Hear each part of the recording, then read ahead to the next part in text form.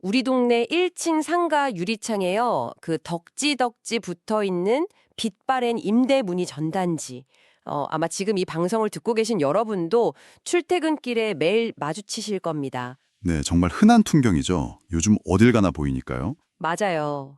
보통 우리는 그 굳게 셔터가 내려진 텅 빈 공간을 보면서 아, 이 동네 상권도 이제 끝났구나 하고 그냥 혀를 차고 지나가잖아요.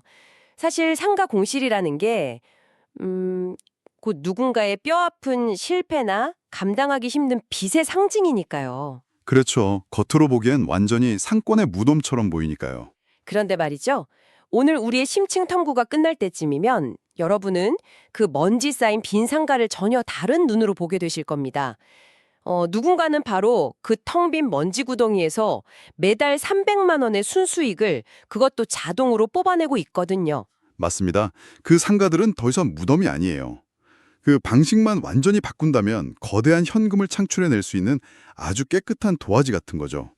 지금은 오프라인 공간의 룰 자체가 아예 새로 쓰이는 역사적인 변곡점입니다.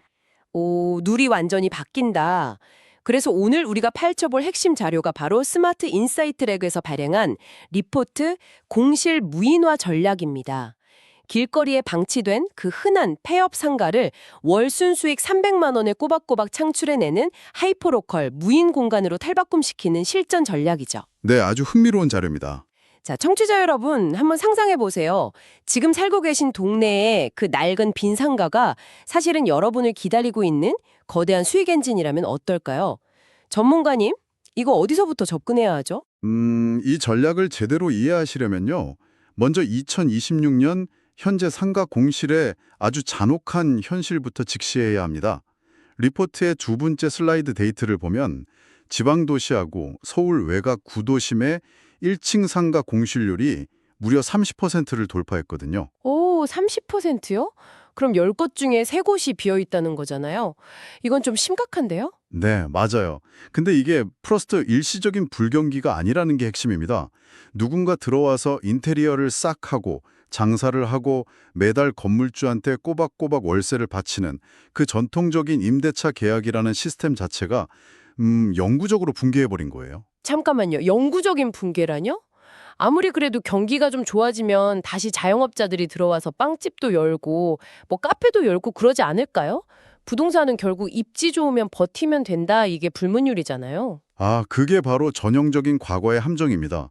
인구 구조가 완전히 바뀌었고요. 또 온라인 커머스가 오프라인 상권을 싹 집어 삼킨 상태잖아요. 이제 과거와 같은 형태의 자영업은 예전만큼 그 물리적인 상가를 굳이 필요로 하지 않거든요. 아, 듣고 보니 그러네요. 배달이나 온라인 위주로 빠지니까 1층 대로변이 필수가 아니라는 거군요. 그렇죠. 그래서 이 자료가 제시하는 첫 번째 핵심 메시지가 아주 강렬한 겁니다. 공간은 소유하는 것이 아니라 서비스하는 것이다. 라고 딱 못을 받고 시작하거든요. 공간을 서비스한다. 마치 우리가 넷플릭스를 매달 구독해서 콘텐츠를 골라보듯이 부동산이라는 거대한 자산을 소프트웨어처럼 다룬다는 뜻인가요? 아주 정확한 비유입니다. 우리가 흔히 말하는 SaaS, 그러니까 Software as a Service를 공간에 적용해서 Space as a Service로 만든다는 거죠. 아하, 건물주가 공간 서비스를 파는 시스템 오너가 된다. 근데요, 솔직히 건물주 입장에서는 그냥 가만히 앉아서 매달 월세 받는 게 제일 편하고 최고 아닙니까? 왜 굳이 머리 아프게 서비스업을 해야 하죠? 음, 왜냐하면 이제 가만히 앉아서 월세를 내줄 임차인이 없기 때문이죠. 과거의 부동산 수익 모델을 냉정하게 한번 따져볼까요? 이건 철저하게 임차인의 사업 성공이 기대하는 천수답식 모델이었거든요. 천수답식이라면 비 오기만 기다리는 농사처럼요? 네, 맞아요. 임차인이 빵을 잘 굽고 커피를 잘 팔아서 돈을 벌어야만 내 월세가 안전하게 들어오잖아요. 다시 말해서 내 자산의 가치가 타인의 능력이나 불확실한 시장 상황에 100% 볼모로 잡혀 있는 겁니다. 와, 그렇게 생각해보니까 진짜 위험하네요. 임차인이 망하면 내 수익도 바로 끊기는 거니까 이건 뭐 통제 불가능한 리스크네요. 그러니까요. 그래서 상가를 SaaS, 즉 서비스 모델로 진화시켜야만 하는 겁니다. 이 모델의 세 가지 핵심 키워드가 자료에 나오는데 바로 가동률, 시간제 수익, 그리고 무인화입니다. 가동률이랑 시간제 수익이요? 네. 한 사람한테 월 단위나 연 단위로 공간을 통째로 떠넘기는 게 아니고요. 공간의 시간을 잘게 쪼개서 딱 필요한 사람들한테 필요한 만큼만 파는 겁니다. 공간의 시간을 쪼개서 판다. 아이디어는 좋은데 그러면 인건비가 엄청나게 들지 않나요? 쪼개서 팔려면 누군가는 계속 거기 상주하면서 손님들 응대하고 예약 관리하고 청소도 해야 하잖아요. 바로 그 지점에서 세 번째 키워드인 무인화가 필수적인 겁니다. 인건비가 전혀 들지 않는 무인화 시스템을 구축해서 고정비 리스크를 완전히 없애버리는 거죠. 직원이 아예 없어야 수익이 남는 구조군요. 맞습니다. 경제가 나빠져서 임차인이 나갈까봐 전전긍긍할 필요가 아예 없는 거예요. 자료를 보면 일반 상가의 전통적 임대 수익률, 그러니까 가만히 앉아서 월세 받는 방식이 기껏해야 연 4% 수준이거든요. 네, 은행 이자보다 조금 나은 수준이죠. 그렇죠. 반면에 이 무인화 시스템을 도입한 공간은 내가 투자한 돈 대비 돌아오는 수익률, 즉 ROI를 15%에서 20%까지 끌어올리는 걸 목표로 합니다. 불확실성의 시대에 흔들리지 않는 튼튼한 금융 요새를 스스로 구축하는 셈이죠. 와, 15에서 20%요? 전통적인 임대의 4-5배를 훌쩍 뛰어넘네요. 좋아요. 공간을 서비스로 만들어서 시간을 쪼개 판다는 철학은 완벽하게 이해했습니다. 다행이네요. 그렇다면 도대체 이 시스템을 어디에 구축해야 합니까? 상권이 다 죽어가는 텅 빈 골목에 아무리 무인 점포를 연다고 해도 장사가 될 리가 없잖아요. 아주 핵심적인 질문입니다. 입지를 찾는 방식 자체가 옛날이랑 완전히 달라졌거든요. 진행자님, 우리가 흔히 입지 따질 때 보통 어떤 걸 보죠? 당연히 유동인구가 많은 역세권이라던가 눈에 잘 띄는 대변 코너 자리 이런 거 떠올리지 않나요? 그렇죠. 근데 리포트 4번 슬라이드에서 제시하는 AI 입지 분석은 접근법이 아예 다릅니다. AI는 단순히 사람이 얼마나 지나다니느냐 그런 것만 보지 않아요. 그럼 뭘 보는데요? 반경 1km 내의 인구 밀도, 가구 형태, 주변 편의시설의 분포 같은 수많은 데이터를 지도 위에 겹겹이 레이어링합니다. 레이어링이요? 셀로판지를 여러 장 겹쳐보듯이 데이터를 지도 위에 겹쳐본다는 뜻이군요. 네, 맞습니다. 그렇게 데이터를 겹쳐보면 그냥 눈으로 볼 때는 안 보이는 거대한 수요가 히트맵의 형태로 지도 위에 아주 붉고 선명하게 드러나거든요. 구체적으로 어떤 식인지 예를 하나 들어주실 수 있나요? 예를 들어서 역에서 조금 멀고 유동인구도 없는 칙칙한 이면도로에 빈 상가가 있다고 쳐볼게요. 옛날 기준으로는 장사 절대 안 되는 최악의 입지죠. 네, 거기다 식당 열면 백방 망하는 자리잖아요. 그렇죠. 하지만 데이터를 겹쳐봤더니 그 주변 반경 500m 안에 원룸이나 좁은 오피스텔에 거주하는 1인 가구가 최근에 폭발적으로 늘어났어요. 근데 정작 이 사람들이 계절 옷이나 짐을 보관할 물리적 공간은 절대적으로 부족하다는 데이터가 나온다면 어떨까요? 그러면 거기는 대로변 카페 자리로는 빵점이지만 동네 주민들 짐을 보관해주는 셀프 스토리지 자리로는 100점 만점짜리 황금 입지가 되는 거네요. 정확합니다. 그래서 이제 부동산은 자본의 크기가 아니라 데이터 리터러시, 즉 데이터를 읽고 해석해서 그 이면의 수요를 발견해내는 능력이 승패를 결정짓는 겁니다. 와, 데이터로 숨겨진 수요의 맥을 짚어낸다는 거 진짜 매력적이네요. 근데 전문가님, 여기서 제가 현실적인 브레이크를 한번 걸어보겠습니다. 네, 어떤 부분이죠? 무인화, 자동화, 데이터. 듣기엔 진짜 너무 완벽해요. 근데 현실은 다르잖아요? 데이터를 통해 완벽한 위치를 찾았다고 쳐요. 하지만 공간이라는 건 결국 물리적인 실체란 말이죠. 그렇죠. 만질 수 있는 공간이죠. 아무리 무인이라고 해도 손님이 와서 커피를 쏟을 수도 있고 문 도어락이 고장날 수도 있고 쓰레기가 막 쌓일 수도 있잖아요. 결국 주인이 매일매일 거기 출근해서 닦고 쓸고 고쳐야 한다면 그게 진정한 의미의 자동화 수익이 아니잖아요. 물리적인 노동의 한계는 어떻게 극복합니까? 현장을 꿰뚫어 보시는 아주 예리한 지적입니다. 그게 바로 기존의 무인 아이스크림 가게나 무인 카페 하시는 사장님들이 매일 새벽에 불려나가면서 겪는 가장 큰 악몽이거든요. 맞아요. 제 주변에도 무인 점포 열었다가 스트레스 받아서 접은 분들 꽤 있어요. 네.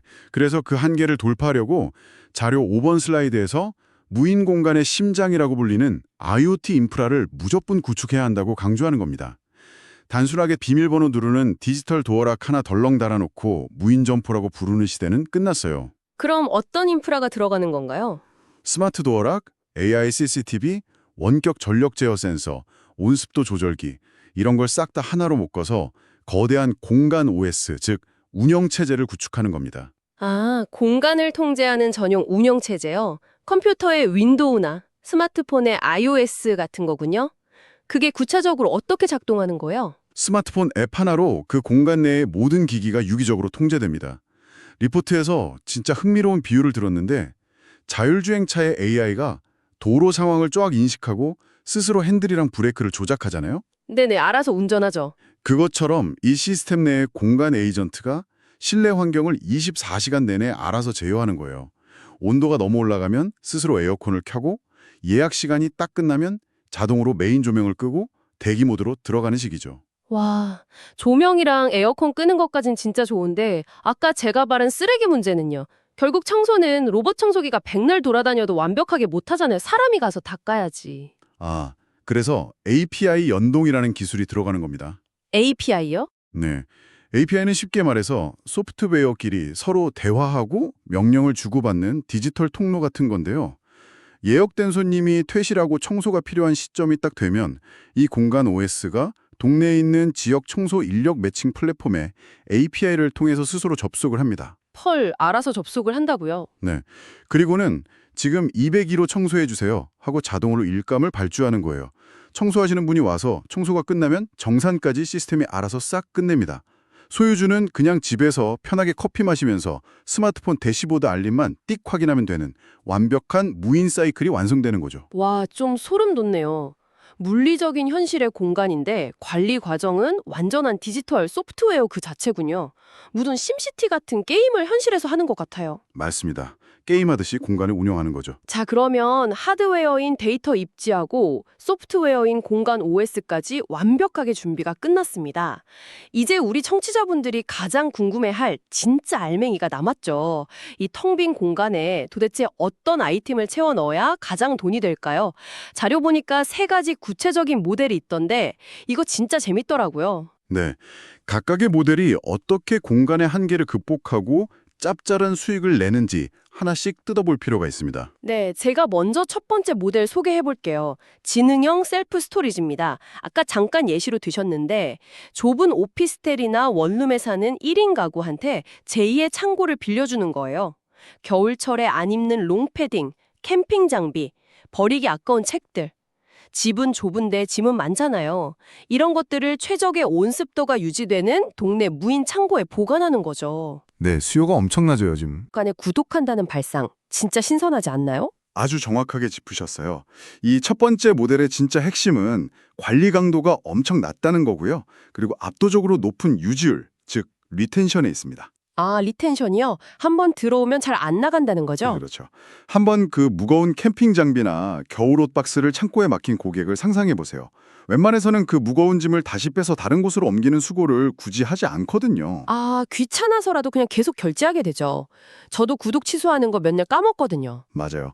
이탈률이 극도로 낮기 때문에 한 번 공간이 채워지면 매달 연금처럼 꼬박꼬박 수익이 발생합니다. 공간 운영자 입장에서는 진짜 손이 제일 안 가는 최고의 효자 모델이죠. 야, 사람들의 그 귀찮아하는 심리를 아주 정확하게 노린 거네요.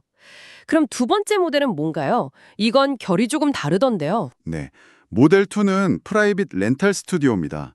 요즘 유튜브나 틱톡, 인스타그램 릴스 찍는 크리에이터 분들 진짜 많잖아요. 네, 제 주변에도 브이로그 찍는 친구들 엄청 많아요. 이분들을 위해서 완벽한 조명, 방음시설, 그리고 트렌디한 배경이 쫙 세팅된 촬영 및 미팅 공간을 무인으로 대여해 주는 겁니다. 이건 창고보다 시간당 대여 단가가 훨씬 높아서 수익성이 엄청나게 좋은 모델이죠. 아, 고단가 수익이군요. 근데 초기 인테리어 비용이 창고보다는 좀 많이 들겠어요. 조명도 비싼 거 써야 하고. 맞습니다. 트렌드에 민감하다는 점도 고려해야 하고요. 그리고 진행자님, 여기서 우리가 가장 주목해야 할 하이라이트가 바로 세 번째 모델입니다. 8번 슬라이드의 마이크로 풀필먼트 센터, 줄여서 MFC입니다. 와, 마이크로 풀필먼트 센터요? 풀필먼트라고 하면 보통 쿠팡이나 아마존 같은 대형 이커머스 업체들이 외곽에 지어놓은 그 어마어마하게 큰 물류센터 아닌가요? 그걸 우리 동네 15평짜리 낡은 상가에서 어떻게 한다는 거죠? 그래서 앞에 마이크로라는 단어가 붙인 겁니다.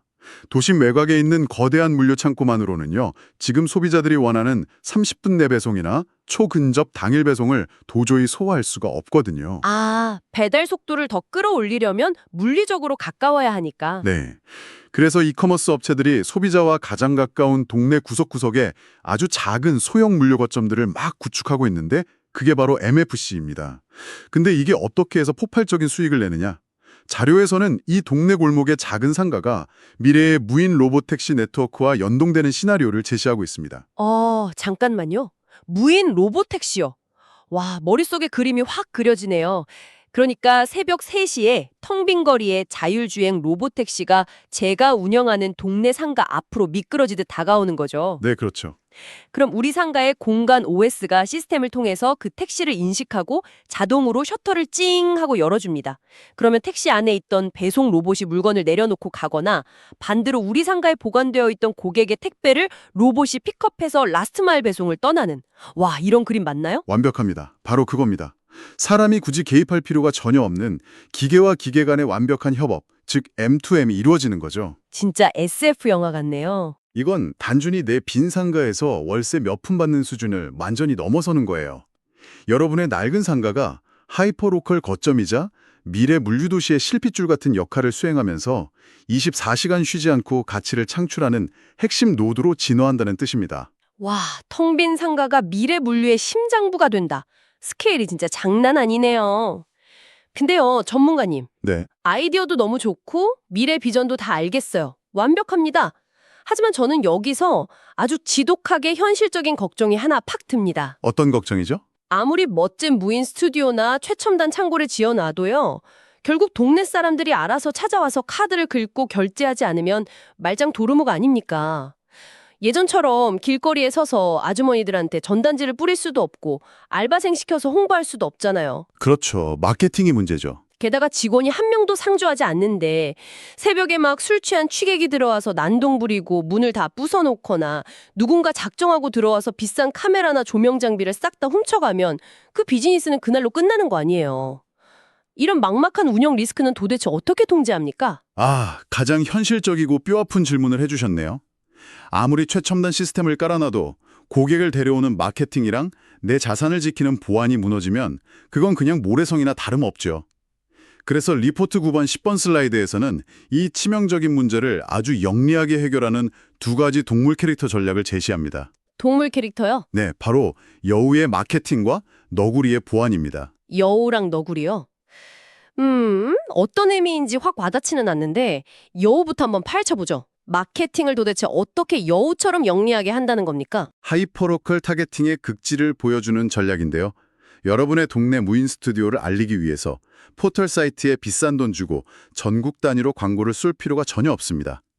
대신에 당근마켓같이 극도로 좁은 지역을 기반으로 하는 하이퍼로컬 앱에 광고 API를 연동하는 거예요. 아, 당근마켓이요. 저도 맨날 보는데. 네, 그래서 딱 내 상가 반경 1km 이내에 거주하는 동네 주민들의 스마트폰에만 자동으로 내 공간이 노출되도록 아주 뾰족하게 핀셋 타겟팅을 하는 겁니다. 자료에 적힌 원칙이 아주 명쾌해요. 가장 가까운 곳에 가장 충성도 높은 고객이 있다. 아하, 차 타고 1시간 걸려서 올 고객 10명 찾는 것보다 그냥 슬리퍼 질질 끌고 걸어올 수 있는 동네 주민 100명이 훨씬 유치하기도 쉽고 찐 단골이 될 확률도 높다는 거군요. 맞습니다. 굳이 멀리서 사람을 끌어모을 필요 없이 철저하게 동네 장사를 디지털로 최적화하는 거네요. 타겟이 좁으니까 광고비도 훨씬 싸고 가성비가 엄청나겠어요. 그럼 너구리의 보안은 뭡니까?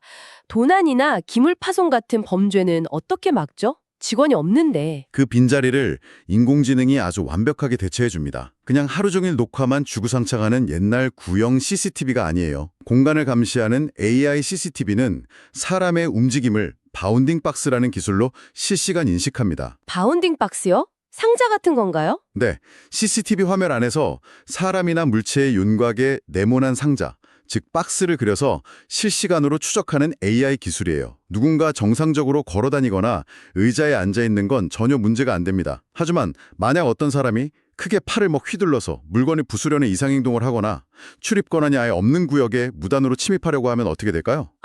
시스템이 알아채나요? 네, AI가 이 바운딩 박스의 비정상적인 궤적을 1초도 안 돼서 즉각 감지해냅니다. 오, 감지하고 나면요? 막 경찰이 바로 출동하나요? 감지와 동시에 1차적으로 공간 내부에 엄청나게 강력한 경고 방송을 쫙 송출합니다.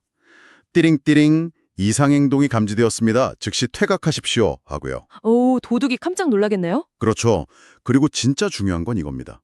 그 순간의 모든 영상과 데이터는 외부에 있는 프라이빗 클라우드 서버로 즉시 암호화되어서 백업됩니다. 범인이 당황해서 홧김에 현장에 있는 CCTV 카메라를 야곱바따로 다 부숴버려도 영상 증거는 이미 안전한 외부 서버에 다 저장된 후라는 거죠. 와, 대박이네요. 한마디로 여러분의 공간은 보이지 않는 AI 경비원이 24시간 눈을 부릅뜨고 지키는 무인 요새가 되는 겁니다. 거기에 무인 점포 전용 배상 책임 보험까지 결합하면 물리적인 리스크나 법적 리스크를 원천적으로 싹 다 봉쇄할 수 있는 거죠. 야, 완벽하네요. 영리하고 타겟팅이 확실한 여우의 마케팅으로 우리 동네 고객을 싹쓸이하고 철두철미한 너구리의 보안으로 내 비싼 장비와 자산을 철통같이 지킨다. 이제 정말 비즈니스의 모든 톱니바퀴가 완벽하게 맞물려 돌아가는 느낌입니다. 시스템이 완성된 거죠. 자, 그렇다면 우리 청취자분들이 이쯤에서 가장 궁금해하실 진짜 뼈 때리는 질문으로 넘어가 보죠. 결국 얼마가 들고 언제 원금을 뽑느냐 이거 아닙니까? 그렇죠. 돈이 제일 중요하죠. 아무리 시스템이 훌륭해도 초기 자본이 막 수억 원씩 들어가면 우리 같은 평범한 직장인들에게는 그냥 그림의 떡이잖아요. 아까 월 300만 원 순수익 말씀하셨는데 솔직히 까놓고 말해서 AI CCTV 깔고 IoT 센서 달고 인테리어 싹새로 하려면 돈 엄청 깨지는 거 아닙니까? 네, 수익 시뮬레이션을 아주 냉정하게 따져봐야 합니다. 11번 슬라이드에 제로부터 3밀리언 원, 즉 월 수익 0원에서 300만 원까지 가는 궤적이 아주 상세히 나와 있거든요. 진행자님 말씀대로 초기 투자에는 당연히 돈이 들어갑니다. 네, 기계값이 있으니까요. 빈 공간을 목적에 맞게 인테리어하고 앞서 말씀드린 공간 OS랑 스마트 장비들을 쫙 세팅하려면 수천만 원 단위의 자본이 투입될 수밖에 없어요. 하지만 무인 시스템의 진짜 마법은 초기 비용이 아니라 운영비, 즉 가변 비용이 거의 제로에 가깝다는 데 있습니다. 아, 직원이 없으니까 매달 나가는 인건비가 아예 없다는 게 제일 크겠네요. 바로 그겁니다. 일반 식당이나 카페는 장사가 잘 돼서 매출이 늘면 재료비랑 알바상 인건비도 같이 미친 듯이 널뛰기를 하잖아요. 근데 이 무인 공간 모델의 현금 흐름 차트를 딱 보면요. 고정된 은행 대출이자랑 최소한의 소프트웨어 구독료, 전기세 이 정도만 딱 제외하면 매출의 대부분이 그대로 내 주머니에 순수익으로 꽂히는 구조입니다. 와, 마진율이 엄청나다는 거군요. 맞습니다. 그렇기 때문에 초기에 들어간 막대한 투자금이 회수되는 시점, 즉 페이백 피리오드가 전통적인 상업 공간에 비해서 믿을 수 없을 정도로 짧아요. 데이터로 철저하게 검증된 입지에서 하이퍼로컬 타겟팅을 통해 가동률을 빠르게 80% 이상으로 딱 끌어올리면 빠르면 1년 반에서 2년 내에 초기 투자금을 싹 다 회수하게 됩니다. 1년 반 만에요? 네, 원금을 뺀 후부터는 마침내 월 순수익 300만 원이라는 아주 안정적인 현금 흐름의 고지에 도달하게 되는 그런 시뮬레이션입니다. 2년 내에 원금 싹 회수하고 그 뒤로는 매달 300만 원씩 내 통장에 꽂힌다. 와, 그 자체로도 엄청나게 매력적입니다. 근데요, 전문가님, 리포트 12장의 결론 파트를 보니까 이건 그냥 단순히 매달 300만 원 부수입 올리는 쏠쏠한 부업 수준에서 이야기를 안 끝내더라고요. 네, 방향성이 훨씬 크죠. 1인 제국의 물리적 영토 확장이라는 아주 거창하고 약간 철학적인 표현을 썼던데 이게 대체 무슨 깊은 의미가 있는 겁니까? 이 대목에서 우리는 다시 한번 큰 그림, 이 전략의 진짜 본질을 봐야 합니다. 지난 한 10년 동안 수많은 사람들이 블로그, 유튜브, 인스타그램 같은 온라인 공간에서만 파이프라인을 만들어서 돈을 벌려고 엄청 애를 썼잖아요. 네, 디지털 노마드 열풍이 불었었죠. 맞아요. 하지만 온라인은 플랫폼 알고리즘이 한번 휙 바뀌면 하루아침에 수익이 반토막 나는 엄청 불안정한 곳이거든요. 이 무인화 전략은요. 그 온라인의 영리한 시스템적 사고방식을 오프라인의 물리적 공간으로 그대로 가져와서 실체 있는 자산과 연결하는 최종 로드맵입니다. 아, 온라인의 자동화 방식을 오프라인 건물에 이식한다. 네, 이 시스템을 완벽히 이해하고 구축한 여러분은 더 이상 밤에 화장실 변기가 막힐까봐 전전긍긍하는 동네 임대업자가 아닙니다.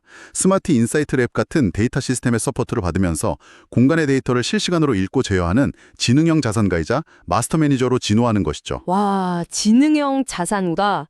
단어가 참 멋지네요. 첫 번째 공간이 안정적으로 매달 300만 원을 벌어다 주면 그 시스템을 그대로 복붙, 즉 복제해서 옆 동네 두 번째, 세 번째 무인 공간을 계속 런칭할 수 있잖아요. 아, 인건비가 안 되니까 관리가 무한대로 가능하겠네요? 그렇죠. 그것이 바로 여러분만의 1인 제국을 오프라인 영토로 무한히 확장해 나가는 과정인 겁니다. 와, 오늘 내용을 쭉 정리해보니까 진짜 꽉 막혀있던 시야가 확 트이는 기분입니다. 결국 2026년 현재 부동산과 공간의 진짜 가치는 이제 그것이 어디에 있느냐 하는 단순한 주소나 위치의 문제가 아니라는 거네요. 맞습니다. 위치보다 기능이죠. 그 공간이 어떤 타겟에게 어떤 기능을 수행하고 어떤 서비스를 제공하느냐, 여기에 달렸습니다. 아무리 목이 좋은 사거리 코너 자리라도 아무런 데이터 없이 그냥 텅 비어 있다면 그건 그냥 세금만 축내는 거대한 부채덩어리일 뿐이잖아요. 네, 애물단지죠. 반면에 우리 동네 가장 외진 골목에 있는 진짜 낡고 허름한 1층 상가라도 AI 입지 분석과 IoT 인프라를 딱 얹어서 1인 가구에게 꼭 필요한 스토리지가 되거나 크리에이터의 스튜디오 또는 로보택시가 오가는 첨단 물류 허브로 기능한다면 그것은 24시간 살아 숨쉬는 강력한 현금 창출 엔진이 되는 거네요. 완벽한 통찰입니다. 공간에 디지털 지능을 부여함으로써 버려진 콘크리트 덩어리를 스스로 진화하고 돈을 버는 살아있는 자산으로 바꿔놓는 것이죠. 청취자 여러분, 오늘 퇴근하시거나 동네를 산책하실 때 한번 주위를 유심히 둘러보시길 바랍니다. 굳게 셔터가 내려진 채 방치된 그 흔한 상가들이요. 이제는 더 이상 상권의 무덤이나 누군가의 뼈아픈 실패 흔적으로만 보이지 않으실 겁니다. 네, 시야가 완전히 달라지셨을 겁니다. 오히려 AI와 데이터의 힘을 빌려서 여러분만의 하이퍼로컬 허브나 1인 제국의 첫 번째 물리적 노드로 화려하게 피어날 준비를 마친 그런 먼지 묻은 미래의 원석으로 보이실 겁니다. 맞습니다. 그런데요, 진행자님, 오늘 우리가 나눈 이 지능형 공간에 대한 심층적인 논의는요, 우리에게 아주 중요하고도 조금은 도발적인 질문을 하나 툭 던져줍니다. 도발적인 질문이요? 우리가 지금까지 살펴보니 완벽한 무인화 상업공간 너머에 또 뭔가 더 엄청난 게 있습니까? 상업용 공실이 이렇게 완벽한 AI 무인 서비스 공간, 즉 SaaS로 탈바꿈해서 스스로 돈을 벌어들이는 시스템이 완전히 보편화된다면 말이죠. 과연 미래에는 우리가 밥을 먹고 잠을 자는 집이라는 사적인 공간의 의미도 근본적으로 변하지 않을까요? 잠깐만요. 삼가가 아니라 우리가 살고 있는 진짜 집이요? 네, 집이요. 한번 상상해 보십시오. 여러분이 아침 9시에 회사로 출근을 해서 저녁 7시에 퇴근하고 돌아오기 전까지 여러분의 집은 그 긴 시간 동안 텅 비어 있습니다. 공간의 관점에서 보면 엄청난 가동률의 낭비죠. 아, 듣고 보니 그렇네요. 낮에는 거의 비어 있으니까요. 만약 그 비어있는 낮 시간 동안 여러분의 쾌적한 거실이 누군가의 1시간짜리 무인 회의실이나 크리에이터의 촬영 스튜디오로 자동 임대되는 세상이 온다면 어떨까요? 물론 보안과 청소는 AI 에이전트와 로봇이 완벽하게 통제하고요. 와, 공간의 주권이 내가 아닌 AI 에이전트에게 잠시 주어지고 내 집이 스스로 알아서 돈을 버는 수익 엔진이 되는 순간 물리적인 안식처로서의 나만의 집이라는 개념은 도대체 미래에 어떻게 진화하게 될까요? 와, 맙소사. 상업 공간의 무인화를 넘어서 내 가장 사적인 생활 공간마저 서비스화되는 미래라니. 내가 회사에서 뼈 빠지게 일하는 동안 내 침실과 거실이 알아서 투잡을 뛰면서 돈을 벌어온다는 거잖아요. 그렇죠. 집이 스스로 돈을 버는 거죠. 여러분, 오늘 동네의 텅 빈 상가를 유심히 바라보시면서 동시에 내가 살고 있는 이 집의 미래까지 한번 연결해서 쫙 상상해 보시는 건 어떨까요? 아주 흥미로운 생각거리가 될 겁니다. 이 엄청난 가능성을 여러분의 머릿속에 남겨두면서 오늘의 심층 탐구는 여기서 모두 마치겠습니다. 저희는 다음 시간에 더 놀라운 지식의 연결고리를 가지고 여러분을 찾아오겠습니다. 함께 해주셔서 감사합니다. 언제나 호기심을 잃지 마세요.